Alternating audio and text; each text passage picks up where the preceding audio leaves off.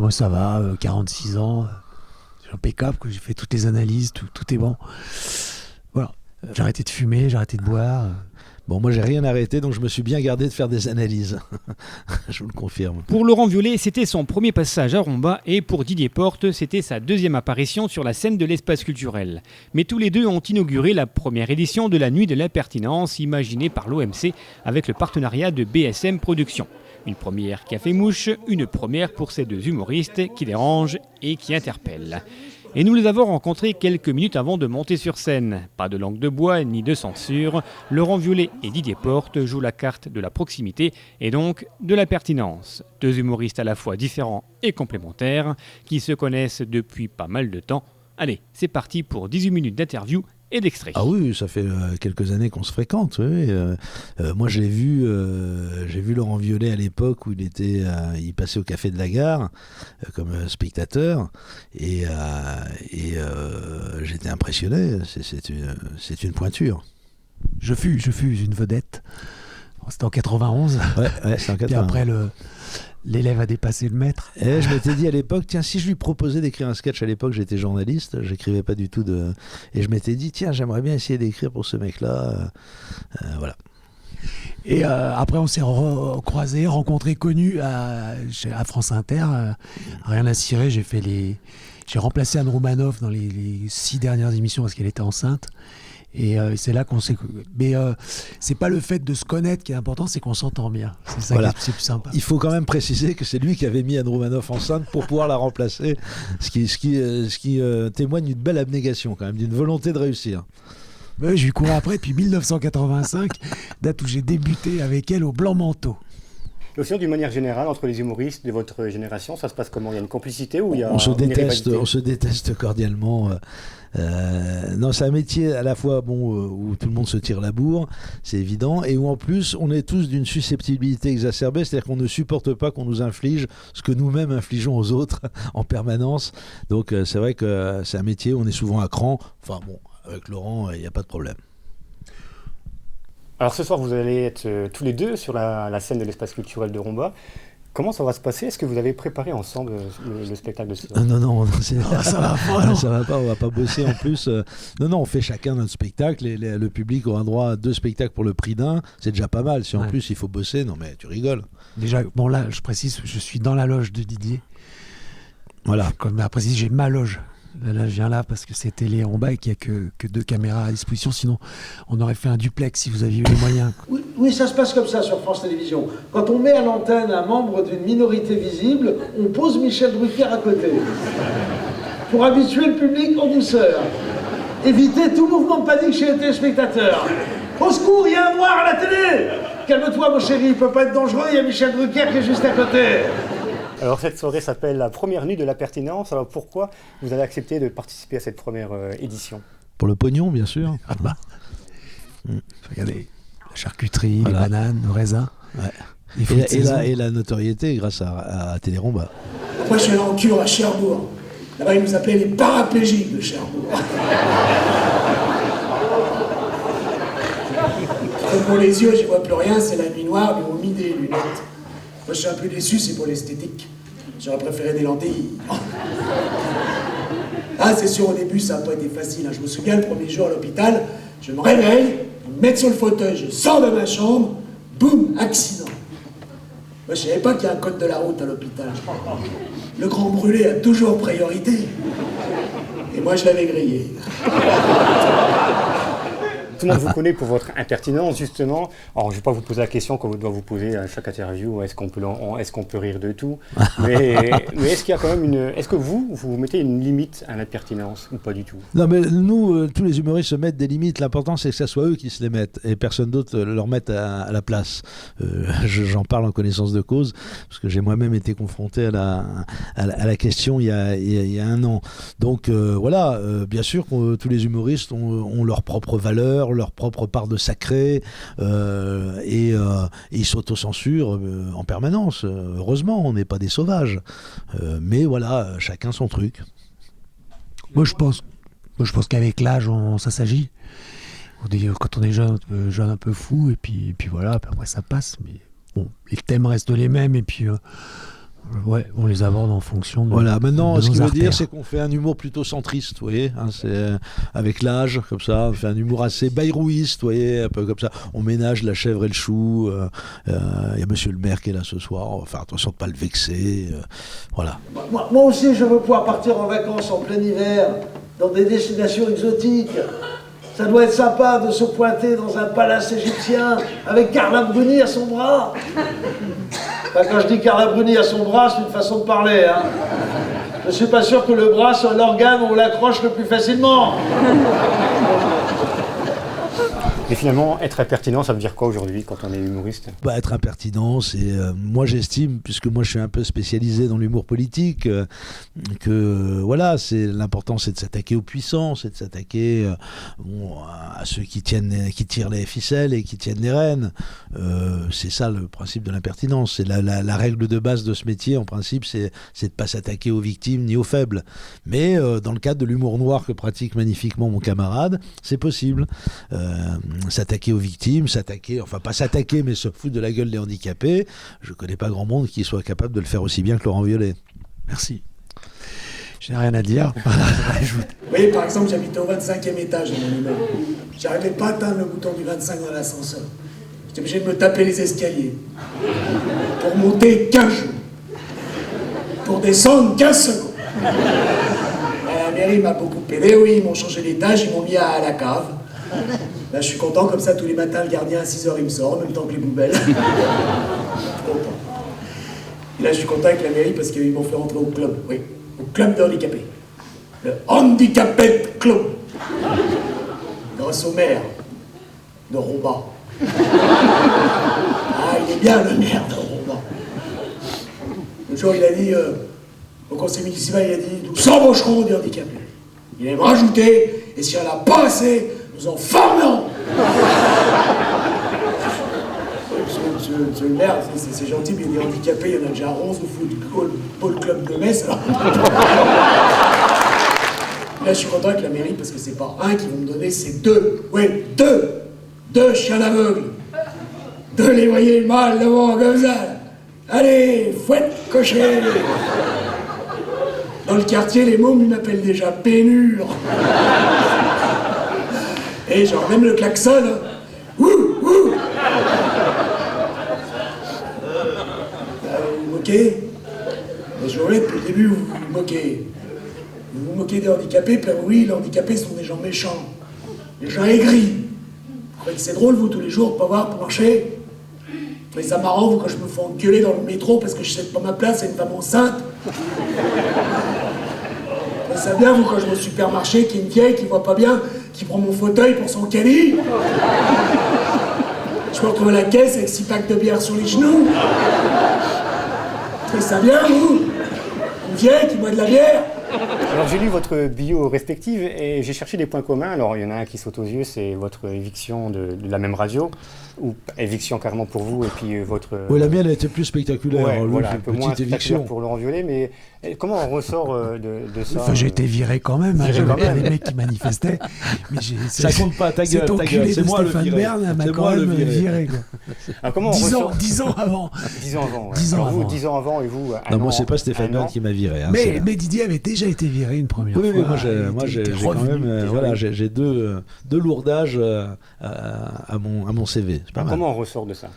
Bon, on ressort, c'est toujours chiant, c'est toujours difficile, c'est assez violent, et bon voilà, et puis c'est perdre l'antenne, ne plus être à l'antenne, c'est pour nous c'est emmerdant, hein, il faut pas se faire d'illusions, mais voilà, ça fait partie des risques de métier, il faut passer à autre chose. Mais est-ce qu'on ressort plus fort ou pas du tout? Non. Plus fort, Non, non, pas plus fort, non. pas vraiment. On est, je vous dis, c'est pas agréable et ça nous renforce pas, bien sûr. L'été dernier, il y a eu plein d'idées fracassantes, souvenez-vous. La déchéance de nationalité, hein, excellente idée. D'autant qu'il y a eu des précédents exemplaires. Le général de Gaulle a été déchu de sa nationalité en 1940 par le gouvernement Pétain. Et ça l'a bien remis sur les rails. Après ça, il a fait une très belle carrière. Mettre en prison les parents de mauvais élèves d'origine étrangère. Bien vu. Bien vu, je dirais même plus, c'est une mesure qui aurait dû être prise beaucoup plus tôt. Hein. Moi, j'ai entendu parler d'un petit Hongrois qui avait redoublé sa 6e dans les années 70. Et ma foi, un bon séjour au Newf aurait fait le plus grand bien à ses parents, hein. Ça leur aurait appris à mieux élever leurs enfants. Puis alors, il y a eu cette mesure merveilleuse, bien sûr, la chasse au Romain Michel. Alors ça, il fallait y penser, hein, mais c'est un vrai problème. Ah non, c'est un vrai problème. Moi, je n'ose plus laisser sortir mes poules après 20h dans la rue. Hein. Elles sont cantonnées dans leur chambre. Oula! Non, mais en ce moment, même au Front National, ils n'arrivent plus à suivre. Hein. Ah, ils protestent, ils sont là, mais attendez, oh, laissez-nous-en un peu pour les présidentielles, merde! Qu'est-ce qui est le plus difficile? La scène, la radio, la télévision Le plus excitant, c'est quoi? Moi, je viens de la scène, donc la scène avant tout. Didier a un parcours différent. Oui, moi, mon métier, c'est la radio. Hein. Voilà. Le plus dur pour moi, c'est la scène, bien sûr. Je suis pas un comédien, je suis pas une bête de scène. Donc c'est un exercice extrêmement contre nature. C'est peut-être ça qui m'a excité dans le fait de le faire. Hein. C'était une sorte de challenge personnel. Ça me foutait les jetons. J'ai toujours beaucoup la trouille d'ailleurs. Mais donc c'est peut-être ça qui est plus excitant, qui provoque le plus d'adrénaline. Oui, ça c'est clair. Mais Didier est drôle. C'est vrai qu'il non, il n'ose pas Didier est un vrai comique. Il le sait pas. Non, mais contrairement à d'autres, parce que vous parliez d'impertinence tout à l'heure. Impertinent, c'est vrai que moi je sais pas trop ce que ça veut dire, à part prendre des sujets ou des gens ou des thèmes qui sont un peu tabous, comme on dit, ou c'est un peu grinçant. Mais le fait est que Didier les traite de façon comique. Parce qu'il y a beaucoup de gens qui oublient d'être drôles, comme certains Stéphane Guillon. Tout ça, arrête de me dire du mal, mon camarade. Je dis ce que je veux. Et que Guillon a tout fait pour se faire virer. Non, mais comme j'ai pas l'occasion de parler. Et il est entraîné. Il a entraîné dans sa chute. Mon ami Didier. Stéphane Guillon est un bon camarade avec qui j'ai de bonnes relations. Je m'inscris en faux contre ce qu'il vient de dire. Oh bah tu peux t'inscrire tout ce que tu veux. Alors avec Stéphane Guillon, vous êtes considéré comme des humoristes les plus féroces de votre génération. C'est un joli compliment. Vous le prenez comment? Guillon est un humoriste s'il veut. Nous, on est des comiques, des vrais, voilà, des gens qui font rire. Putain, c'est un joli compliment d'être féroce. Braqué, hein. Ouais, il est braqué. Non, mais il a fait virer mon ami Didier. Mais non, il l'a pas fait virer. Il l'a entraîné dans sa chute. Ça, c'est pas bien. Et non, bah écoute, on est féroce, oui. Je pense qu'on était effectivement la grosse différence avec des gens, par exemple, comme les imitateurs qui sont excellents d'ailleurs, hein, Laurent Gérard ou Canteloup, etc. Non, Laurent Gérard. On en parlait dans la voiture. Laurent Gérard est nettement plus drôle que Canteloup. Non, mais faut que les Guignols, c'est que on va pas être viré de Téléromba, donc on peut balancer, hein, je veux dire. C'est que nous on parle en notre nom et c'est vrai que ça c'est beaucoup plus casse-gueule que de s'abriter derrière une imitation ou derrière une marionnette. Donc en ce sens-là, effectivement, voilà, on était peut-être un peu plus énervant pour le pouvoir. Vous aviez remarqué comme il avait maigri depuis qu'il était passé du ministère des Migrations à celui de l'Intérieur? C'est à croire qu'ils chouravaient leur kebab au sans-papier avant de les mettre dans l'avion. Non, Brice Hortefeux est exfiltré de l'intérieur, moi j'en revenais pas. Pourtant, pendant un moment, il a été sérieusement question qu'il remplace François Fillon à Matignon. Hein. Ah oui, au même titre que Jean-Luc Borloo. On avait le choix entre deux alcooliques. Alors je vais vous donner des noms, vous allez me répondre au tac sans trop réfléchir comme ça. Mais on ne réfléchit jamais, vous savez, c'est aucun risque. C'est pas moi qui le dis. Hein. Romba, comment dire, la vie nocturne, la folie, les gens dans la rue qui déconnent, la prospérité manifestement. Enfin voilà quoi. Pour résumer, il y a de la rumba dans l'air. Johnny Hallyday. Johnny Hallyday, un chanteur populaire. Suisse. Oui, je sais que ce n'est pas populaire, mais je le dis haut et fort, je suis Jean-Philippe Smetophobe. La plupart de ses chansons me gonflent, son animalité dégoulinante qui fait tant bicher les salonnards de tout poil me gonfle aussi. Et ce qui me gonfle le plus, c'est cette espèce de consensus condescendant des intellectuels qui se font un point d'honneur au nom des joies du second degré de s'attendrir sur la belle nature populaire de ce grand couillon dont il est de notoriété publique que l'activité cérébrale s'apparente à celle d'un protozoaire en situation d'échec scolaire. Didier Porte. Un garçon qui est au bord du déclassement. en bonne voie pour le déclassement. Laurent Violet. L'ennemi des handicapés. Sarkozy. Sarkozy, c'est-à-dire on peut même plus en parler, quoi, parce que maintenant tout le monde le dégomme, même ses électeurs, ses amis, voilà. Donc qu'est-ce qu'on peut dire sur Sarkozy? C'est que moi, d'abord, je pense qu'il va repasser, et parce que c'est un homme de combat, d'élection. Il sait pas s'entourer, c'est un mauvais gestionnaire, c'est vrai. C'est pas un économiste, mais c'est un homme qui sait se battre pour les élections, déjà quand il était maire à Neuilly. Et voilà, il faut le féliciter, parce que ce soit à gauche, machin, il n'y en a pas un qui lui arrive à la cheville à ce niveau-là. Donc il va repasser. D'accord. Alors, Jean-Paul. Ah, Jean-Paul. Jean-Paul. Jean-Paul II. Non, Jean-Paul. C'est mon chien Jean-Paul. Ah oui, ton chien Jean-Paul. Ouais, pardon. Il sera là ce soir. En hommage, oui, il revient. Il revient parce que c'est un petit best-of et je reviens avec mon chien Jean-Paul, que j'avais appelé Jean-Paul en hommage à Jean-Paul Kaufmann. Ton lapin, tu veux dire. Voilà, parce qu'il voulait jamais rentrer. C'est pour ça. Vous savez que les cabris croisés coquins, on appelle ces chiens les cabris croisés coquins. On les appelle comme ça, regardez, si vous lancez en l'air, il va retomber bien sûr. Et automatiquement sur les 4 pieds. Toujours. Bien sûr, il est un petit peu jeune, un petit peu fou, mon petit Jean-Paul.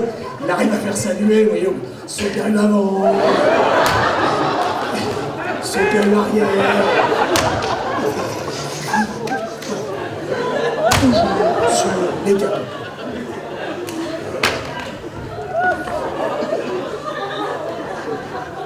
C'est tombé de votre sac.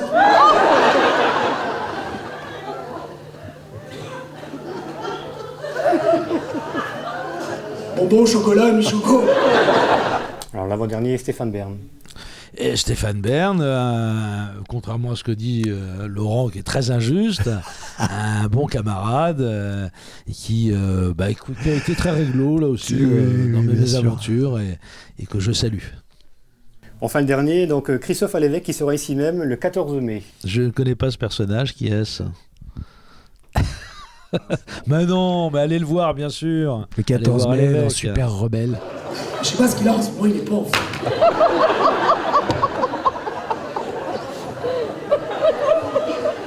Oh mon Dieu.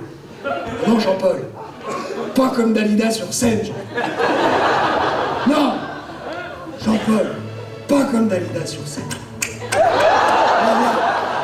Reviens, Jean-Paul. Bambino. Rapino.